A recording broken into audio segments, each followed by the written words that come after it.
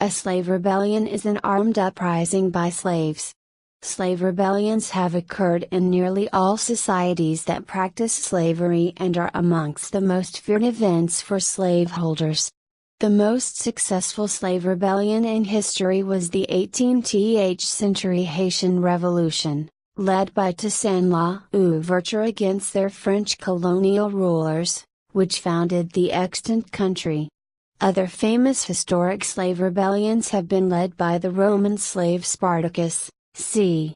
111–71 BC, as well as the thrall, Scandinavian slave, Tunny, who rebelled against the Swedish monarch Håkon Theo, a rebellion that needed Danish assistance to be quelled. In the 9th century, the poet-prophet Ali bin Muhammad led imported East African slaves in Iraq during the Zanj rebellion against the Abbasid Caliphate. Nani of the Maroons was an 18th century leader who rebelled against the British in Jamaica, and the Quilombos das Palmeiras of Brazil flourished under Ganga Zumba. The 1811 German coast uprising in the territory of New Orleans was the largest rebellion in the continental U.S. Denmark Vesey rebelled in South Carolina, USA, and Madison, Washington during the Creole case in 19th century United States. Ancient Sparta had a special type of serf like helots. The helots were treated harshly and sometimes resorted to rebellions. According to Herodotus, 9:28–29, helots were 7 times as numerous as Spartans. Every autumn, according to Plutarch, Life of Lycurgus, 28:3–7, the Spartan ephors would pro forma declare war on the helot population so that any Spartan citizen could kill a helot without fear of blood or guilt in order to keep them in line. Cryptia. In the Roman Empire, though the heterogeneous nature of the slave population worked against a strong sense of solidarity, slave revolts did occur and were severely punished. The most famous slave rebellion in Europe was led by Spartacus in Roman Italy, the Third Servile War. This war resulted in the 6,000 surviving members of the rebellious slaves being crucified along the main roads leading into Rome. This was the third in a series of unrelated servile wars fought by slaves to the Romans.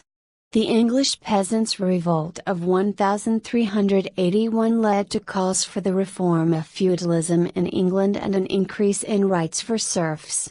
The peasants' revolt was one of a number of popular revolts in late medieval Europe. Richard II agreed to reforms including fair rents and the abolition of serfdom. Following the collapse of the revolt, the king's concessions were quickly revoked, but the rebellion is significant because it marked the beginning of the end of serfdom in medieval England. In Russia, the slaves were usually classified as kholops. A kholops master had unlimited power over his life. Slavery remained a major institution in Russia until 1723. When Peter the Great converted the household slaves into house serfs. Russian agricultural slaves were formally converted into serfs earlier in 1679. During the 16th and 17th centuries, runaway serfs and kholops known as Cossacks, outlaws, formed autonomous communities in the southern steppes. There were numerous rebellions against slavery and serfdom, most often in conjunction with Cossack uprisings, such as the uprisings of Ivan Bolotnikov, 1606–1607, Stenka Razin, 1667–1671, Kondraty Bulavin, 1707–1709, and Yemelyan Pugachev, 1773–1775, often involving hundreds of thousands and sometimes millions. Between the end of the Pugachev rebellion and the beginning of the 19th century, there were hundreds of outbreaks across Russia. Numerous African slave rebellions and insurrections took place in North America during the 17th, 18th, and 19th centuries. There is documentary evidence of more than 250 uprisings or attempted uprisings involving 10 or more slaves. Three of the best known in the United States during the 19th century are the revolts by Gabriel Prosser in the Richmond, Virginia area in 1800, Denmark Vesey in Charleston, South Carolina, in 1822, and Nat Turner in Southampton County, Virginia, in 1831.